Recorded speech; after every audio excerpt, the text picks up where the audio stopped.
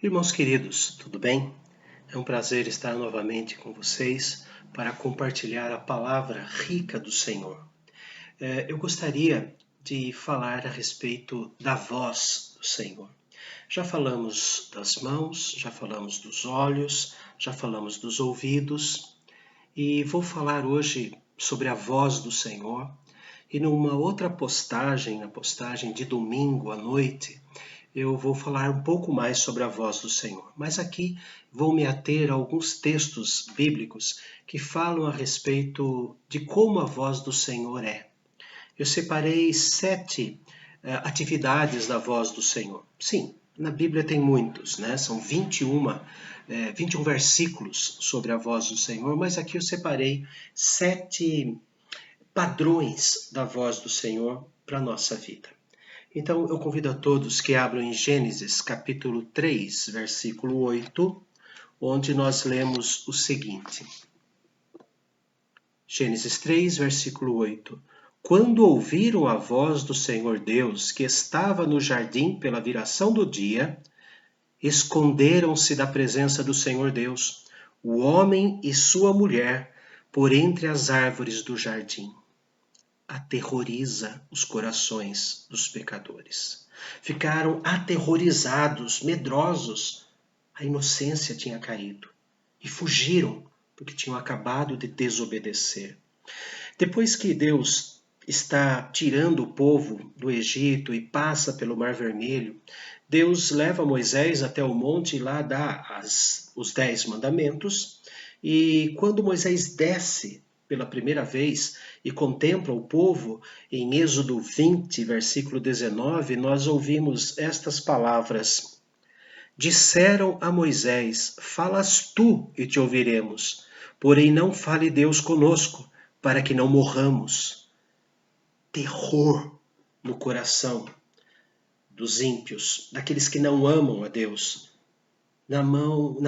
no ouvido e no coração daqueles que são contra Deus. Isaías capítulo 30, versículos 30 a 31 também fala assim: O Senhor fará ouvir a sua voz majestosa e fará ver o golpe do seu braço, que desce com indignação e ira no meio de chamas devoradoras, de chuvas torrenciais, de tempestades e de pedra de saraiva. Porque com a voz do Senhor será apavorada a Síria, quando ele a fere com a sua vara. Terror, medo. A voz do Senhor traz medo aos pecadores. Mas quando no coração de Deus também existe amor por esse pecador que ele elegeu, escolheu antes da fundação do mundo, vejam o que acontece.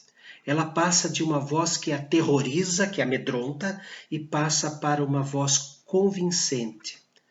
Atos capítulo 9, versículos 4 a 6, é um trecho da conversão de Saulo, que depois se transformou no apóstolo Paulo. E caindo por terra, ouviu uma voz que lhe dizia, Saulo, Saulo, por que me persegues? Ele perguntou, quem és tu, Senhor? E a resposta foi, eu sou Jesus, a quem tu persegues. Mas levanta-te e entra na cidade, onde te dirão o que te convém fazer. Numa tradução um pouco mais ao pé da letra, quando Deus fala, Saulo, Saulo, por que me persegues? A tradução melhor seria Saulo dizendo assim, quem és tu agora, Senhor? Ele usa a palavra Senhor, a palavra grega Kyrio, que substitui a palavra hebraica Yehová, Yahvé, ou em português, Jeová. O Deus legislador, o Deus pronto, o Deus forte e que é Salvador. Então Saulo diz assim, quem és tu agora? Como o Senhor está se manifestando? Se manifestou como o vento que abriu o Mar Vermelho, se manifestou com uma coluna de nuvens sobre o povo de Israel durante o dia, por causa do calor em excesso e com uma coluna de fogo durante a noite para esquentar o povo de Israel, porque no deserto a temperatura brusca ela baixa. A mão que lá no palácio do rei escreve, Daniel vai e traduz o que foi escrito. Então ele pergunta: quem és tu agora? Como o Senhor está se manifestando agora? E ele diz: Jesus. Jesus é a expressão exata do ser de Deus.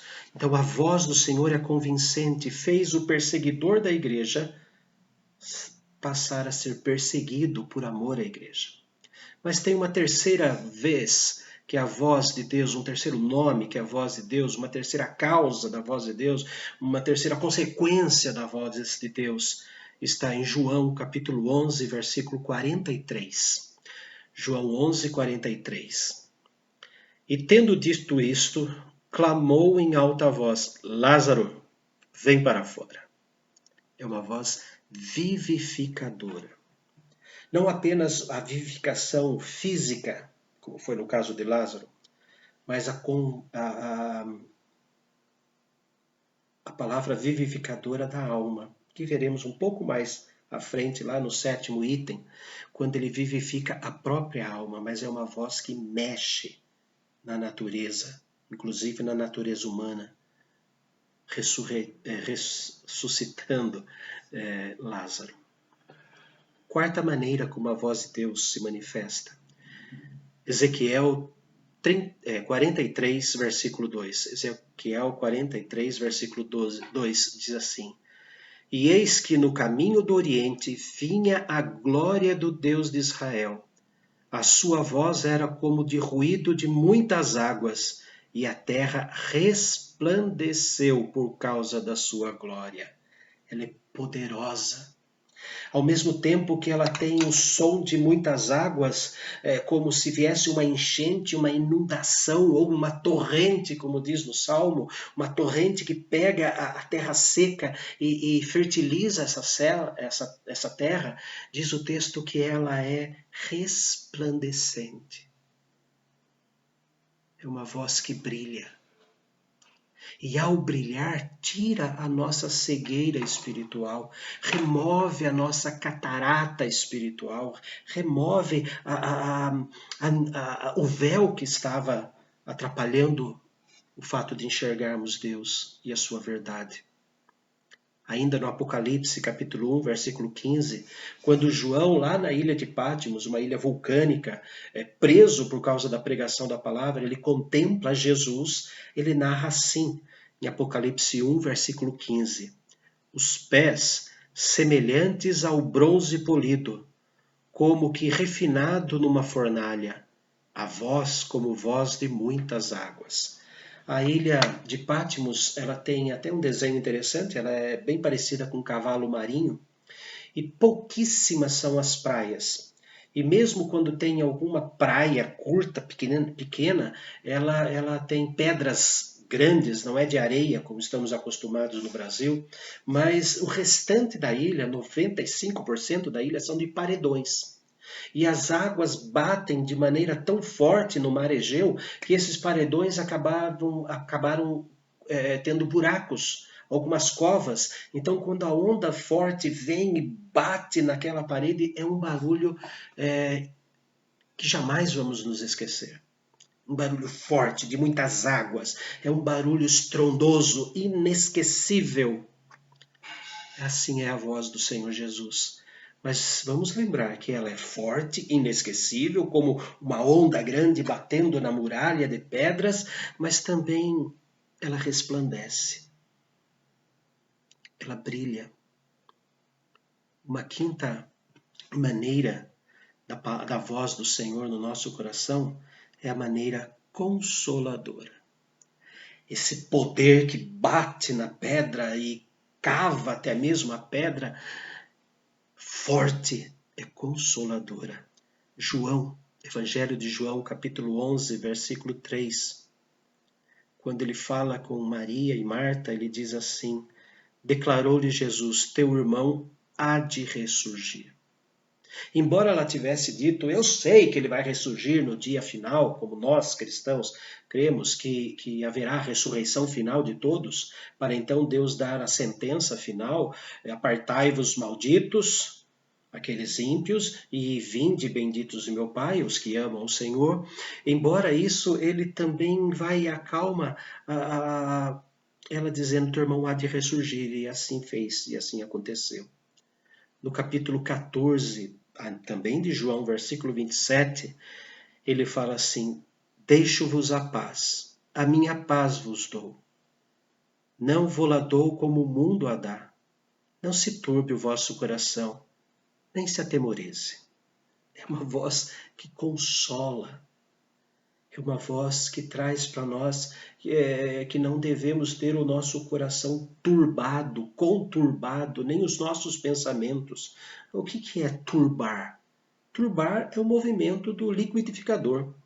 Quando colocamos líquido e mais farinha, alguma coisa, aquilo bate, aquilo fica rodando, rodando. Muitas vezes a nossa cabeça fica assim, a nossa alma fica assim, por causa de tudo que o mundo tenta nos fazer conturbar, fazer a nossa cabeça girar. Mas o Senhor Jesus diz assim, não se turbe o vosso coração. É uma voz consoladora, profunda. Ainda, João, capítulo 16, versículo 33, ele diz assim, estas coisas vos tenho dito para que tenhais paz em mim. No mundo passais por aflições, mas tende bom ânimo. Eu venci o mundo. Antes mesmo do Senhor Jesus ser colocado na cruz do Calvário, antes mesmo de Jesus ser negado por Pedro, traído por Judas, ali na mesa da Santa Ceia, instituindo a Eucaristia, a Santa Ceia, João é muito claro e ele usa os capítulos 13, 14, 15, 16 e 17 para narrar como foi a conversa de Jesus com seus discípulos antes da ceia. Ele pega e coloca assim, olha, estas coisas vos tenho dito para que tenhais paz em mim. No mundo passais por aflições. Mas tende bom ânimo, eu venci o mundo. Antes mesmo de ir para a cruz e vencer a morte, saindo da sepultura ressurreto, ele já tinha vencido o mundo.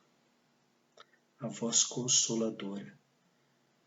Nenhuma tribulação, nenhuma aflição que venha sobre nós é maior que a voz consoladora de Jesus. Sexto tópico, né? Sexta apresentação da voz do Senhor é uma voz diretiva. Ele nos faz andar, ele nos faz caminhar. João, ainda, Evangelho de João, capítulo 10, versículo 27. As minhas ovelhas ouvem a minha voz, eu as conheço e elas me seguem. É a voz diretiva, a voz que guia, a voz que diz, este é o caminho. Isaías 30 fala sobre isso.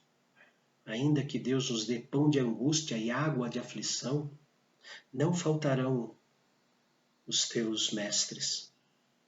E andando pelo caminho, ouvirás uma voz atrás de ti dizendo, este é o caminho, andai por ele. É a voz diretiva. E o sétimo tópico, esta voz que aterroriza o pecador, esta voz que convence o pecador, esta voz que dá vida ao pecador, esta voz que é poderosa, esta voz que é consoladora, essa voz que é diretiva. Agora a palavra de Deus nos mostra que esta voz também é convidativa. Ele faz convites a nós. Evangelho de João, capítulo 7, versículo 37. Evangelho de João 7, 37. Nós lemos assim. No último dia, o grande dia da festa, levantou-se Jesus e exclamou, se alguém tem sede, venha a mim e beba. Ele é a água da vida. O cálice amargo, Jesus tomou na cruz para nos dar o cálice doce da reconciliação. O cálice da condenação divina, da ira de Deus, caiu sobre ele na cruz do Calvário. O amargo, Jesus tomou para nos ofertar agora a água da vida, o cálice, o sangue da ressurreição, o vinho da alegria, da ressurreição do Senhor Jesus, por isso que ele disse: venha a mim e beba. Mais um convite do Senhor Jesus. Evangelho escrito por Mateus, capítulo 11, versículos 28 a 30. Veja a voz convidativa de Jesus. Vinde a mim todos os que estáis cansados e sobrecarregados, e eu vos aliviarei. Tomai sobre vós o meu jugo, e aprendei de mim, porque sou manso e humilde de coração, e achareis descanso para as vossas almas, porque o meu jugo é suave e meu fardo é leve. Vinde a mim os que estáis cansados e sobrecarregados, e eu vos aliviarei. Ele não vai dividir o peso conosco, ele vai aliviar, tirar aquele fardo pesado. Mas, pastor, aqui está dizendo que ele vai colocar um jugo sobre nós, vai colocar mais um outro fardo sobre nós. Sim, o jugo significa a direção, a soberania, a canga que se coloca no boi ou no cavalo e ele vai guiando pelas rédeas, ou seja, o jugo que eu vou colocar sobre você, ou seja, a minha direção sobre você, eu vou estar segurando nas rédeas. Eu, como soberano e amoroso que morri na cruz e ressuscitei, o meu guiar você é suave. O fato da minha soberania estar no seu coração, na sua mente, guiando a sua vida, virando a sua cabeça para cá, para lá, ou mantendo-se reta, esse guiar não é um guiar de um ditador carrasco, é de um Cristo amoroso. Por isso que o meu jugo é suave. E o fardo que ele coloca sobre as nossas costas, diz o texto, é leve. Que fardo é esse? É o fardo da reconciliação. O fardo pesado, a cruz, ficou sobre Jesus. Mas aqui ele fala do fardo da reconciliação com Deus. Aqui ele fala do fardo da paz com Deus. Aqui ele fala do fardo da soberania de Deus agindo sobre nós. Uma outra postagem eu vou falar sobre a cruz. A felicidade de se carregar a cruz de Cristo. Mas isso vai ser numa outra postagem. Mas hoje eu quero deixar isso aqui para todos os irmãos, como que introduzindo a mensagem de domingo à noite. A voz de Deus, ela aterroriza os corações dos pecadores. A voz de Deus é convincente, quebra o coração duro. A voz de Deus é vivificadora, traz vida, alegria de viver. A voz de Deus é poderosa, como o bramido de muitas águas, mas ao mesmo tempo é consoladora. Traz para nós a paz e traz para nós também direção. E ele convida a cada um que está cansado e sobrecarregado. Ele faz o convite, venha a mim. E eu vou tirar esse fardo pesado das suas costas. E ali eu vou colocar meu jugo, minha canga, meu arreio. Porque ele é leve, ele é suave. A minha soberania sobre sua alma é suave, não carrasca. E o fardo que vou colocar nas suas costas não é um fardo de uma cruz pesada, rústica, que arranha as costas já chicoteadas pelos soldados romanos. É a cruz da reconciliação, da paz com Deus e da sabedoria de Deus. Oremos. Santo Deus, queremos ouvir sempre a Tua voz. E por sobre a tempestade soa a Tua voz, Senhor, diz o belo hino. A Tua voz, Senhor, é poderosa e quebra os corações de pedra e coloca ali o coração de carne, vivificado e renovado por Ti. Senhor, alimenta o Teu povo, com a certeza de que a Tua voz é a voz que converte, a Tua voz é a palavra, e temos a Tua voz nas nossas mãos. Quando lemos a Tua palavra, a Bíblia, ó Deus, o Senhor mesmo, como Espírito Santo, fica nos ensinando o que ela quer dizer.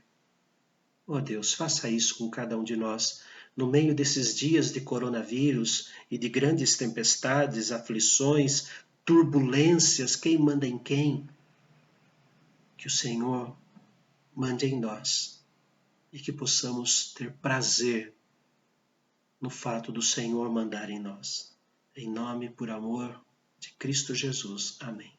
Queridos, continuem, divulguem esses vídeos para os seus amigos, não para colocar um joinha, não para que eu tenha seguidores, nada disso. Eu quero que sigam Jesus, não Wagner, Jesus. Tenham todos excelentes dias, sempre ouvindo a voz do Senhor.